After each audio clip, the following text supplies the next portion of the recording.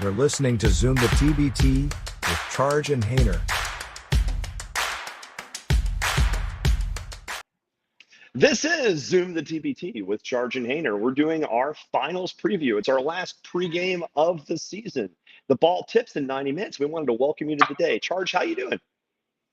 I'm doing great. It's been a fantastic weekend in Philly so far. Some amazing semifinal games. Great city. So loved getting to see it yesterday, and now obviously hour and a half from tip-off for the TBT 2024 finals. So can't ask for anything better. Now you can see by the scene outside my hotel and Charge's hotel, it's a very rainy day. Charge, how you getting home tonight? That's a good question. Yeah. So my evening flight to Indy has already been canceled. So waiting from the airline. So I may get to enjoy one more night in Philly, but we'll see how things go. Well, maybe if you spend one more night in Philly, maybe I'll join you somehow. Who knows? We'll talk about that. But let's get to the games. You can start figuring out your flight stuff. So anyway, we've got one more game. We have come to the end of the road. Let's talk about how they got there. So obviously, if you've been following this show or the TBT as you should be knowing that the Forever Coogs had to get through Eberline Drive and had to get through Team Colorado to get here by winning their region. And of course, Carmen's crew had to beat a probably somewhat favored La Familia. Of course, La Familia, obviously, without Nate Cecina, had a massive problem with their shooting comparatively, which really sort of ground down their ability to win that game at their depth. We had talked about that, Charge, and I had picked La Familia. I will say, though, I picked them thinking Nate Cecina would be there. And obviously, that was probably a big difference in the game. Yeah, obviously, the whole Kentucky team, I thought they played well and fought back. It looked like that was going to be a rout in that game. But if he had a little more shooting with Cecina, James Young stepped up a little bit, hit a couple threes, but they were kind of lacking that scoring punch to get him over kind of the hump at the end there. Yeah, definitely. Well, I mean, it's interesting too because like their first year team, and it's interesting because we have the first year TBT team in Forever Cougs who have made it, and that's always an interesting thing to have because honestly, like that's something that's always a bit of a thing where sometimes the first year teams don't succeed with the narrative.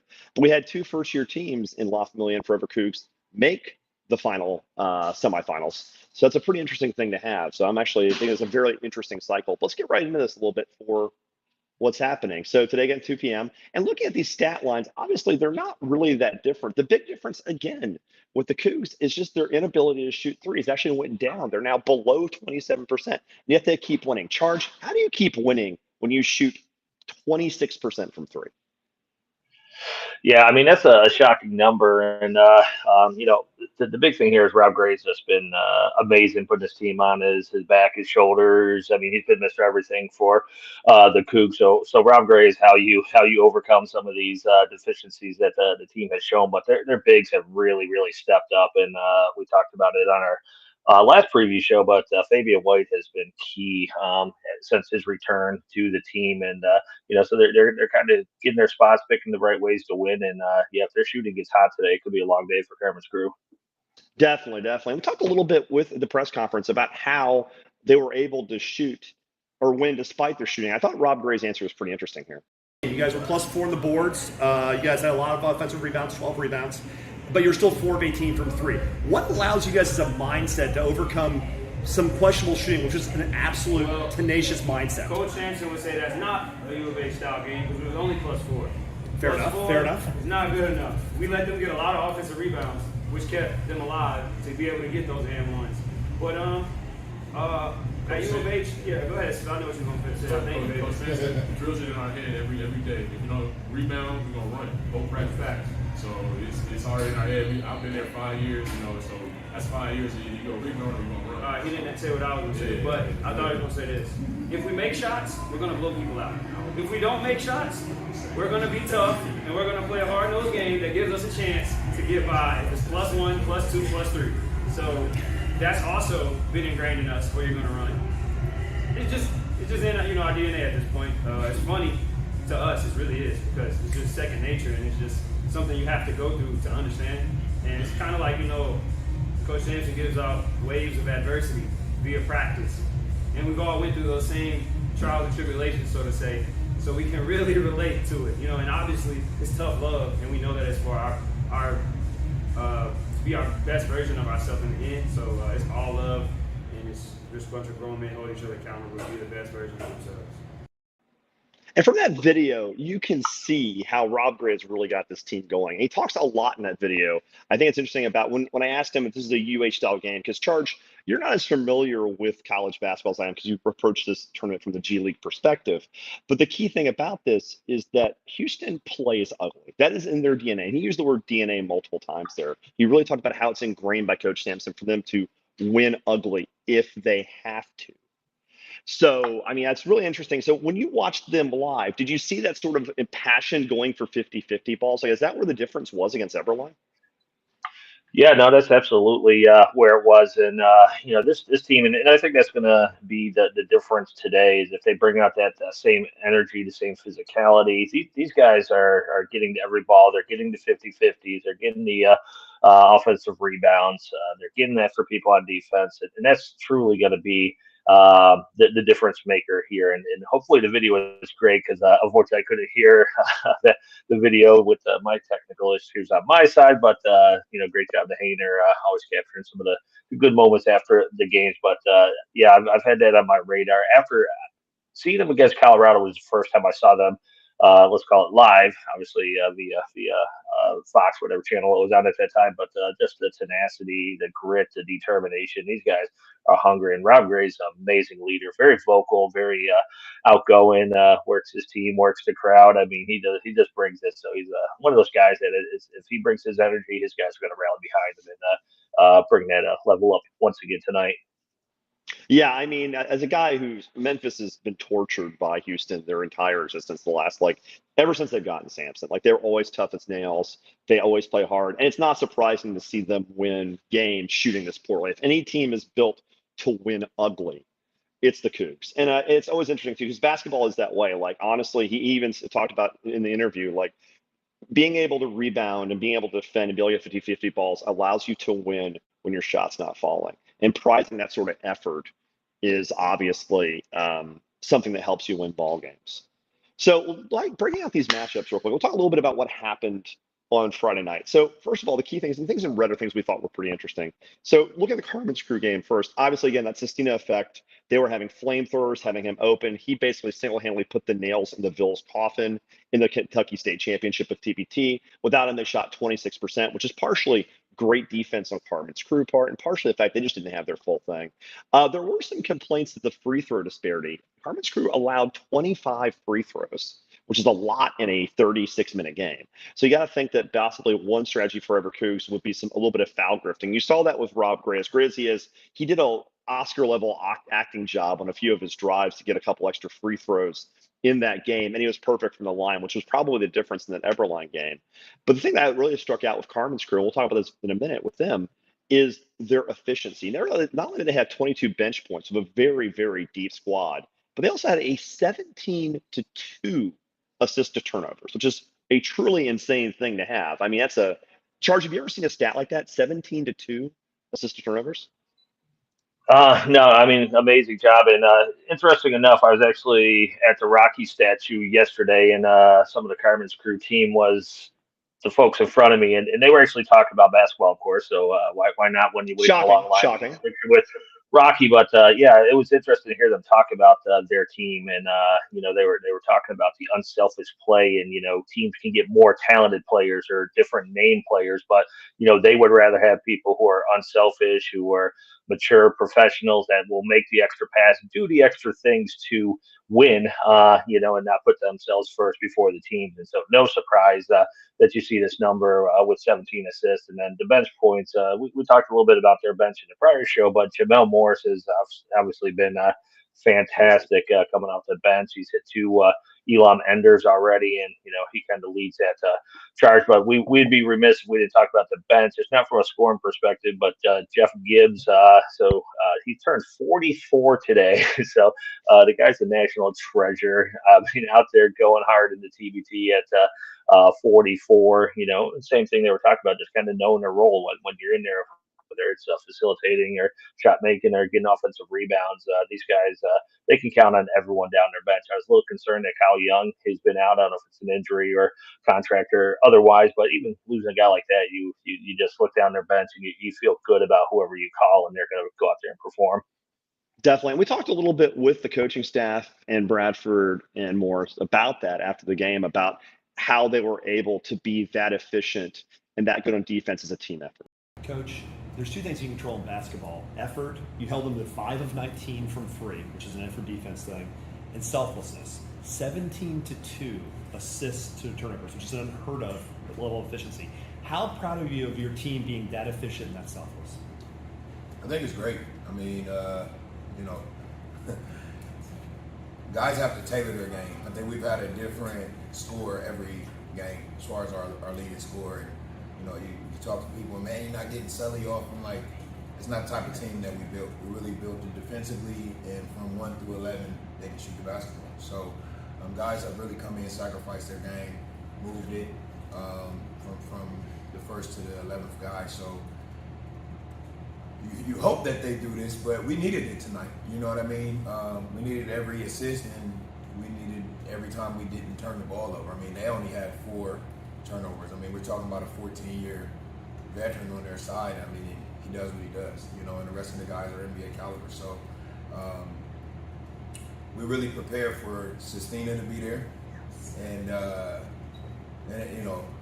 guys, he's not gonna be there. I'm like, he's gonna be there, because we were thinking I would do everything in my power, and I know, it's summertime, so you got to do what your family has to, slated for you. So we're kind of glad that he wasn't there, to be honest with you. I should say I wish I could beat him with him there, but I'll take the win. So I mean, he's a great player, European, EuroLeague guy. I mean, watching this film, I'm like, he was one of the guys that I was like, hey, we have to stop him. He was my main guy that I wanted to stop. So I think that helped us with our effort in getting out on that 3-point shot. So I really prepared us a little bit. Yeah, it's pretty interesting too, because you watch that video and you talk about the coaching staff, and we were sitting right behind the coaches, and the intensity that he was coaching with was absolutely off the charts. But he explicitly mentioned in that thing about how hard it is to balance minutes, and he was proud of his defense for forcing them to shoot so poorly. But at the same time, he explicitly said, like, he prepared for Sistina. He was very scared of Sistina. Everything he was talking about was basically trying to stop Nate Sistina. So how much of a loss was that for La Familia? Really, it just was basically the difference in a close game, right? Yeah, we talked about it, and I couldn't hear the video, but I would have loved to hear it. I 100% agree on Leon Rogers. I mean, the guy's just an intense guy. I mean, really gets his players motivated, captures their attention, and doing a fantastic job, because he's got younger guys. He's got professionals like Sullinger, and they're all locked in to the direction and the coaching that Leon Rogers is giving them. But Cecina, that was the wild card there. And would it have gone a different way? Obviously, we're just kind of guessing. When you got shooters like that, it could be a night like they had in the quarterfinals, or it could have been 2 for 10. Who knows? But obviously, it would have impacted the game in some form or fashion from a game planning. Definitely. So let's go to the other semifinal matchup. And we're very open about the fact that we are impartial because we're press. We have to be impartial.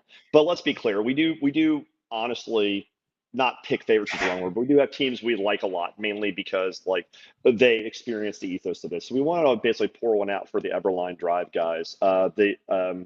Matt and Jake do a wonderful job every year. They have a great coaching staff. The players are incredible. We'll talk a little bit about them when we talk about our all-TB team discussion at the end of this. But they made a great move for a team that was actually teetering at one point due to roster considerations. A lot of guys ended up leaving due to Puerto Rico playoffs. They had some issues getting it together.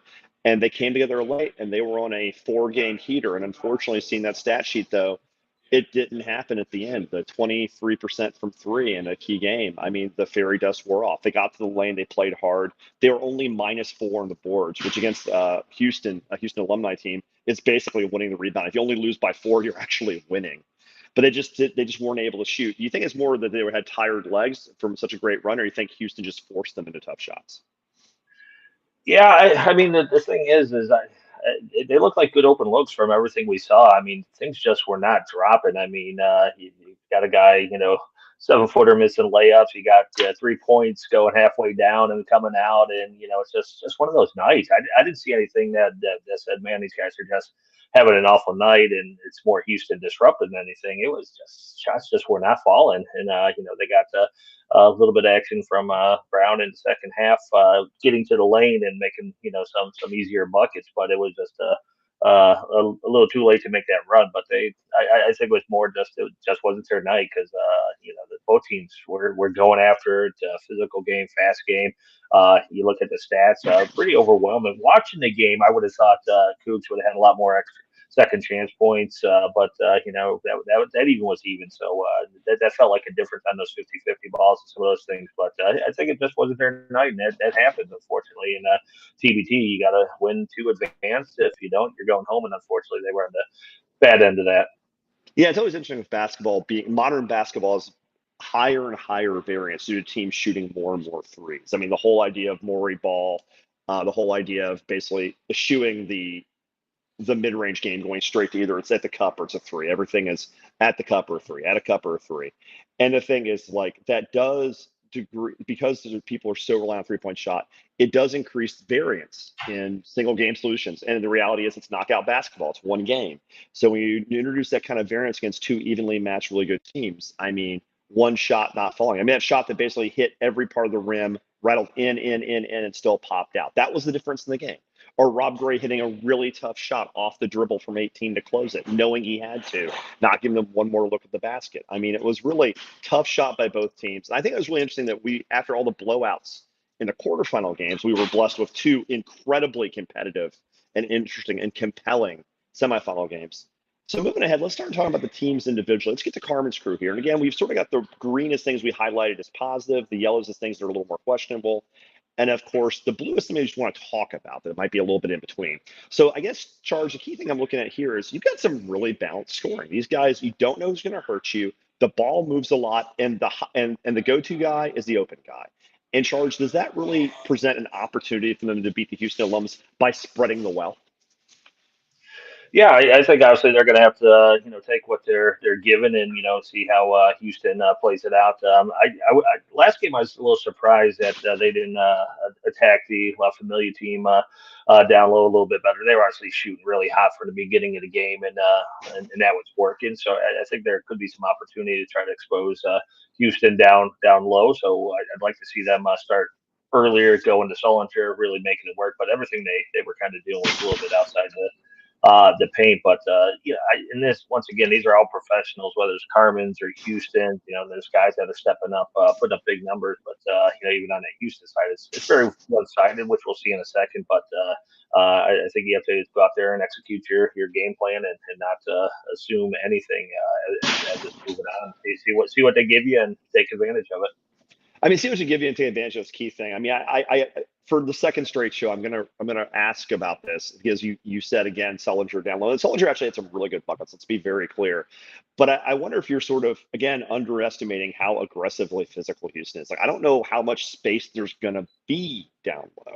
I think this is gonna be a game for both teams where the mid range, the paint's gonna be packed for both teams. I mean, I think Sullinger will get his. I'm not saying you won't get his. I'm just saying I don't know if going to the post a lot is going to be a great strategy, but we're going to see. I mean, I think it's going to be a lot of Mortal Kombat down the lane. I think it's going to be a very physical game for both teams. So I don't know. I mean, we'll talk about that. But one thing I like about this, how it plays out. Like I said, this thing is Sullinger, so flexible. If he's not getting it down low, he can go outside. Weston can go outside and win. So it was working for him in the first half, and they definitely took advantage of their skill set to get out there and make some buckets in other manage. But I mean, Sullinger still scored at 16 or 17. I can't remember his exact number. And so yeah, he's gonna keep putting up.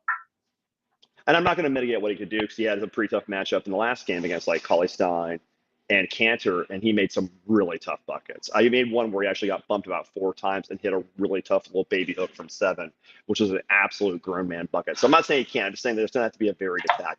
One thing I'm actually also really interested in is prior to this, Caleb Weston and Sullinger were trying to do almost a little too much. Like their assists to turnover ratios were well underwater. And it's some difference because of how few games TBT is actually. Like, it's a wonderful event, but it's more of a basketball festival than a season. They came back to 1-to-1 on assist to turnovers after one good game. That 17-2 assist to turnovers rose a lot of boats. And what happened is like they basically cleaned up their stat sheet in one game. The shooting is still a little questionable from 3 for them, but Morris and Bradford added dimension on the perimeter that they didn't have before. And I think having that inside-out game is really good. Can we talk a little bit about how good Jamel Morris has been? Yeah, I mean, obviously he's been around the TBT circles for a bit, playing for some other teams. He's played for West Virginia. I can't remember if he was on the squad or played, but um, oh gosh, what was it? The West Virginia team that the one Wildcats, year. right? Not the Wildcats, the Underground Kings. I can't remember if they made it that year or if he ended up playing, but he's been around the TBT and knows the game and just I think he's just an underrated player. One of these guys where going back to hearing Leon Rogers talk about he wants people that are smart, who are coachable, who are selfish, and play the game the right way. And obviously he's the epitome of that, and just willing to do his part and. Obviously, Carmen's crew's taking advantage of him switching allegiances this past year. Definitely. I mean, they've been really solid. And talking about this team's depth too. Also, like you see, birthday boy Jeff Gibbs down there only putting up 2 a game in limited minutes, but like he's still an impact player. And it lets you know that stats aren't the whole story. Like Gibbs comes in, spells the centers, and at 44 is still an absolute block on the post. Has been such a weapon for them off the bench. So they're going 1 through 11. They've got some true depth in the squad, which will be tested against a really high quality Houston team. And I want to real quick for you to change slides. I want to look again at that where it says right there. That's what I want to talk about. The rebounds per game. And again, Caleb's putting up 6.6. Sully's putting up 8. That's really, really good. Let's talk a little bit about what they're facing. So if the Carmen's crew is a balanced attack, offensively, not the whole team, but offensively, Rob Gray is carrying a massive usage load. He's basically got the ball in his hands every possession. He can't sit really. In fact, one of the big things that happened in the semifinals is they weren't able to capitalize on his early third foul. They couldn't get him in actions. They could not basically find a way to get him to the bench. Once he had that third foul, Eberline Drive just could not isolate him and try to get the fourth and get him down, and they paid for it at the end. They had some good depth. They've lost a few guys. Giroux, Harnett, Eric Williams have not been playing. But look at those rebound numbers, Charge. I mean, these guys are built to eat glass. Now, this is your first time really getting to know the Houston program as a G League guy. How impressed were you with their intensity? Yeah, like I said, the Colorado game really spelled it out for me. Seeing their earlier games where they struggled, once the Broncos should have beat them, I was kind of like, maybe these guys are not legit. But and keep in mind that Fabian White number is, I don't believe, it's a little off. Yeah, it's a little off. It's TBT stat thing, first year with the new ones. But this guy here is just a monster down there. But yeah, why not run Rob Gray and put him out there? So as long as he stays out of foul trouble, I mean, if teams can't stop him, you gotta ride that hot hand. But like I said, his leadership, not only his scoring, his leadership. I mean, defensively against Everline, I mean, he just anticipates the pass better than anyone I've seen on the floor in quite some time. Just smart player, intense player, and so I mean, they're built to win here. So if they don't have an answer for Rob Gray tonight, then it's going to be a short game. What's really crazy too about this is like they keep winning games, and look at those middle of the slide when you see the all that yellow for the 3-point stats. Everybody's shooting below 20. They're giving a ton of 3-point shots, distributing them to a bunch of guys who aren't hitting them. I mean, it was 27 point something percent after the last game. It got worse. And they keep winning games. They keep winning games despite shooting themselves in the foot from the 3-point line. Can Carmen's crew basically shut the water off on the offensive rebounds, which is where they're making their living? Can Sullinger and Weston keep them off the glass? That's the question, right? Yeah, I'm gonna take your word for it. I was got a notification from American Airlines, so I did get booked out on the earlier flight today. I wasn't listening to a word you said. What time are you leaving? What time are you leaving? Yeah, it's still not till 7:10, so it won't impact. I was gonna probably try to fly standby on that flight anyways after the TBT game. So, but at least it's official now. I don't have to worry about getting to the airport and hopefully getting on. But yeah, you're talking about Sullinger and Biggs, and I love these big battles. So if I'm going off script and not answering your question, it is what it is. But yeah, I just the thing with the bigs, obviously you got Gorham, just very athletic. I mean, just a very athletic big.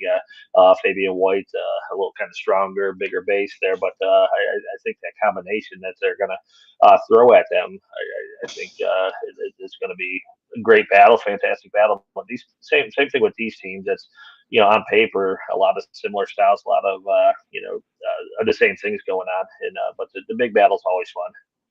Yeah, definitely. All But right, they, Charles, they before do we have keep Chandre Jones too, so I keep promising you he's going to shoot 50% or better from the 3-point line tonight. I still believe okay, in Chandre. okay. Going to come through.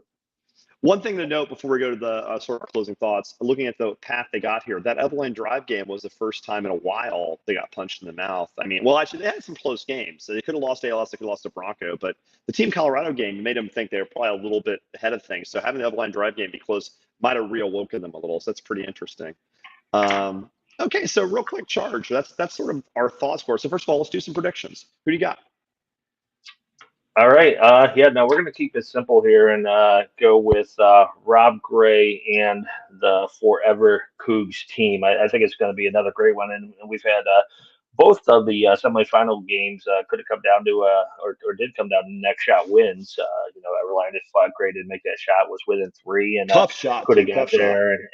And so I think we're in the position. It's going to be a tight one. It's going to be another physical, well fought battle. But I just give the edge to Houston, and solely just because Rob Gray and just how tenacious and fast and physical on defense they've been, just real disruptive. I think they just have a couple X factors that are going to carry them over the line tonight. I would agree with that. Actually, I hate to say it because I hate when we agree because it's not good sort of show based. But I will go ahead and agree with that. I think it's going to be the Cougs in a close one.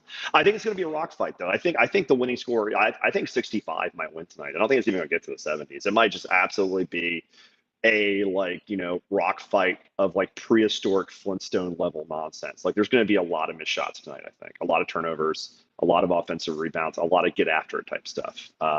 And whichever team can just not make dumb fouls and turnovers is probably going to win because both teams are so good on the glass. Both teams are so tough and physical. Like it's going to be an absolute retro 1990s kind of game, I think, with the Cougs edging them out. Okay, Charge, let's talk about one thing that sort of you're more involved with than me is usually you like to pick the all TBT team. So where are you leaning? I'll tell you how your picks are dumb, but I want to hear them first. All right, yeah. So here's what I got. And this one here, I don't know if it's ever happened in the TBT, and obviously I've been talking up Rob Gray. I think Rob Gray's the MVP of the TBT 2024, win or lose. I just don't think anyone has played to his level in this TBT. Kind of formed this team, got his guys to step up and really get after it, and he's just been a top scorer, playmaker, clutch, Elam. I just don't think anybody has performed to the level that he has thus far. I'm going to skip Carmen's for now because it ties into my later pick, but Anthony Clemens from Everline Drive, I think, is a lock there. They had three guys between Clemens, Stone, Goodwin. I just thought Clemens was a little more balanced defensively, facilitating plus scoring. So I like Clemens to be a lock. Karen Cantor pretty much put the team on his back those kind of first three or so rounds and just put up good steady numbers. Obviously, Justina really kind of took a lot of the spotlight into one game, and then obviously you have veterans like Bledsoe and Willie Cauley-Stein. But I think my only problem with this pick, which I'll talk about on Ohio State, is he's not a La Familia alum, or Kentucky alum. So, do they take a different route? Obviously, Shout a out little to more Zip juice 'em out up. of the alumni team, but I think Kareem Cantor should be there. And then my second to last pick is Samuel Sessoms from Happy Valley. I just thought the guy did an amazing job, and I think there is room in this year's TBT to get a quarterfinal person who lost in the quarterfinals because as good as Carmen's crew has been on paper, like you saw, they were just really, really balanced. And so I think that leaves the spot open there to take one off of each team that made it to the semis. And then with Carmen's, you got either Solinger, Bradford, or Jamel Morris, who have been putting up the good numbers. And unless something goes crazy on the stat side, I think you can't pass up on Solinger being the face of Ohio State basketball. So I think even if, performance-wise on paper, stats, one of those guys, Bradford or Morris, do better. The exception would be if we have a Kiefer Sykes-like moment from Jamel Morris or Bradford that just it seals the game, then you're going to have to boot Sam Sessoms out and get one of those guys in there. But that's kind of where I'm lined up for now. It's funny is I always like to criticize them when I can, but I actually think those are defensible and actually the correct picks. I mean, is there anybody from an earlier round you really think we need to at least mention? Like somebody who got played out a little earlier. I mean, this is a really great all TBT team. I think I agree with you. I think win or lose great. It's probably MVP. Go ahead. Yeah, the only other one, just and I'm more just kind of stats based on it is obviously Andre Roberson put up some great numbers. Him and Sessoms were pretty much right there in the points per game. Can't lose And I'm by talking 35 in the final game, though. fantasy points, but yeah, I did not like the way they went out in that game. So I don't think I would consider anybody else except Sam Sessoms at this point. I'll give a special shout out to Montrose Harrell, who was a really good, even though they ended up losing in the quarterfinals. I think he deserves a little bit of some respect to be put on his name for coming and trying to get back in the NBA and proving it's still back in the Zelle. I know it feels weird, right? Because I hate them so much, but I got to respect where respect is due. Okay, I like your picks: Gray, Clemens, Cantor, Sesson, Sullinger. Well, that's pretty good. We both have the Coogs and we both have the TBT teams. I guess what's left to stay is we'll probably do one more wrap-up show next week to sort of close the books and everything. And otherwise, we should tell people to enjoy the game and go prep and get some beers, right? Yeah, absolutely. So I'm going to go check out of the hotel and walk on over, and you're going to jump on the train, and I'll see you in about 10, 15 minutes. Okay, see ya, buddy. And this has been Zoom the TBT. Go ahead and go watch that game. Talk to you soon. Take care. Hope you enjoyed listening to Zoom the TBT with Charge and Hainer. Subscribe to YouTube, follow on Twitter, and give us your money.